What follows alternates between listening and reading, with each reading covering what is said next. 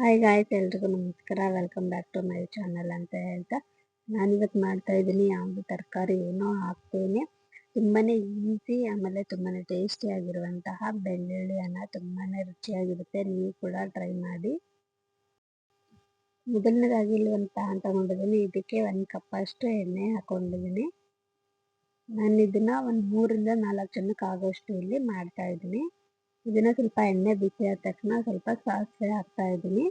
ಒಂದು 1/4 ಸ್ಪೂನ್ ಅಷ್ಟು ಸಾಸಿವೆ ಸ್ವಲ್ಪ ಚಟಪಟ ಅಂದಮೇಲೆ ಇದಕ್ಕೆ ಕಡಲೆಬೇಳೆ, ಉದ್ದಿನಬೇಳೆ ಆಮೇಲೆ ಶೇಂಗಾ ಬೀಜ ಇಷ್ಟು ಕೂಡ ಹಾಕೊಂಡಿದ್ದೀನಿ. ಇದನ್ನೆಲ್ಲ ಒಟ್ಟಿಗೆ ಹಾಕೊಂಡು ಲೈಟಾಗಿ ಸ್ವಲ್ಪ ಬ್ರೌನ್ ಕಲರ್ ಬರೋವರೆಗೂ ಫ್ರೈ ಮಾಡ್ಕೋಬೇಕು.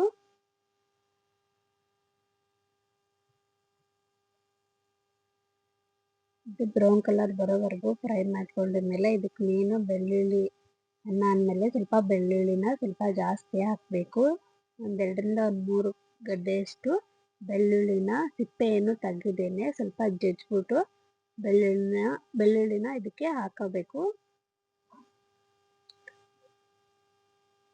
ಇದು ಬಾಣಂತಿಯರಿಗೆಲ್ಲ ಕೊಟ್ಟರೆ ತುಂಬಾನೇ ಒಳ್ಳೇದು. ಬೆಳ್ಳುಳ್ಳಿಯನ್ನ ಮಕ್ಕಳು ಕೂಡ ತುಂಬಾನೇ ಇಷ್ಟಪಟ್ಟು ತಿಂತಾರೆ. ಟೈಮ್ ಇಲ್ಲ ಅನ್ನೋ ಟೈಮಲ್ಲಿ ಇದನ್ನ ಬೇಗನೆ ಮಾಡ್ಕೋಬಹುದು. ತರಕಾರಿ ಹೆಚ್ಚಂಗಿಲ್ಲ, ಮಸಾಲೆ ಏನೋ ಹಾಕೋಂಗೂ ಇಲ್ಲ. ತುಂಬಾನೇ ಈಸಿಯಾಗಿರುತ್ತೆ ಆಮೇಲೆ ಟೇಸ್ಟ್ ಕೂಡ ತುಂಬಾನೇ ಚೆನ್ನಾಗಿರುತ್ತೆ. ಇವಾಗ ಇದಕ್ಕೆ 3 ಒಣಮೆಣಸಿನ್ಕಾಯಿ ಆಮೇಲೆ ಕರಿಬೇವಿನ ಸೊಪ್ಪು 2 ಕಡ್ಡಿಯಷ್ಟು ಹಾಕೊಂಡಿದ್ದೀನಿ. ಕರಿಬೇವಿನ ಸೊಪ್ಪು ಸ್ವಲ್ಪ ಫ್ರೆಶ್ ಆಗಿರೋದು ಹಸಿ ಇರೋದು ತಗೊಳ್ಳಿ. ಫ್ಲೇವರ್ ಕೂಡ ತುಂಬಾನೇ ಚೆನ್ನಾಗಿರುತ್ತೆ. ಹಾಗಾಗಿ ಸ್ವಲ್ಪ ಜಾಸ್ತಿ ಹಾಕೋಬೇಕು. 1 ಕಡ್ಡಿ ಬದಲು 2 ಕಡ್ಡಿ ಹಾಕೊಂಡ್ರೆ ಅದು ಕೂಡ ಟೇಸ್ಟ್ ತುಂಬಾನೇ ಚೆನ್ನಾಗಿ ಕೊಡುತ್ತೆ. ಇದಕ್ಕೆ ಸ್ವಲ್ಪ ಲೈಟಾಗಿ ಉಪ್ಪು ಹಾಕೋಬೇಕು, ಜಾಸ್ತಿ ಇಲ್ಲ. ನೀವು ಅನ್ನಕ್ಕೆ ಉಪ್ಪು ಆ್ಯಡ್ ಮಾಡ್ಕೊಂಡಿದ್ರೆ ಇದಕ್ಕೆ ಸ್ವಲ್ಪ ಉಪ್ಪು ಹಾಕೊಂಡ್ರೆ ಸಾಕು. ಅನ್ನಕ್ಕೆ ಉಪ್ಪು ಹಾಕಿಲ್ಲ ಅಂದರೆ ಸ್ವಲ್ಪ ಜಾಸ್ತಿ ಹಾಕೋಬೇಕು ಅಷ್ಟೇ. ಇದಕ್ಕೆ ಒಂದು 1/2 ಸ್ಪೂನ್ ಅಷ್ಟು ಕಾಳು ಮೆಣಸಿನ ಪೌಡ್ರ್ ಹಾಕೊಂಡಿದ್ದೀನಿ. ಮನೆಯಲ್ಲೇ ಕಾಳು ಮೆಣಸು ರುಬ್ಬಿರುವಂತಹದ್ದು ಕಾಳು ಮೆಣಸಿನ ಪೌಡ್ರು ಒಂದು 1/2 ಸ್ಪೂನ್ ಹಾಕೊಂಡು ಗ್ಯಾಸ್ ಆಫ್ ಮಾಡ್ಕೊಬಿಡ್ಬೇಕು. ನೀವು ಒಣಮೆಣಸಿನ್ಕಾಯಿ ಮತ್ತು ಕರಿಬೇವಿನ ಸೊಪ್ಪು ಹಾಕಿದಾಗಲೇ ಗ್ಯಾಸ್ ಆಫ್ ಮಾಡ್ಕೋಬೇಕು.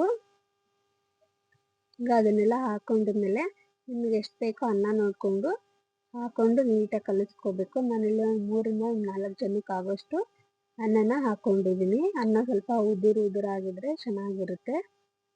ಈಗ ಅನ್ನನೆಲ್ಲ ನೀಟಾಗಿ ಕಲಿಸ್ಕೊಂಡ್ಮೇಲೆ ಇದಕ್ಕೆ ಕಾಯಿ ತುರಿ ಮತ್ತು ಕೊತ್ತಂಬರಿ ಸೊಪ್ಪನ್ನ ಹಾಕೊಂಡು ಇನ್ನೊಮ್ಮೆ ಕಲಿಸ್ಕೋಬೇಕು.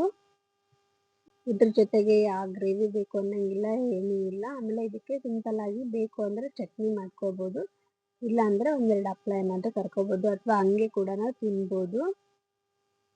ಪಟಾಪಟ್ ಅಂತ 1-2 ನಿಮಿಷನೂ ಬೇಕಾಗಲ್ಲ ಇದು ಮಾಡೋಕ್ಕೆ. ಈ ವಿಡಿಯೋ ನಿಮಗೆ ಇಷ್ಟ ಆಗಿದ್ರೆ ಲೈಕ್ ಮಾಡೋದನ್ನು ಮರಿಬೇಡಿ.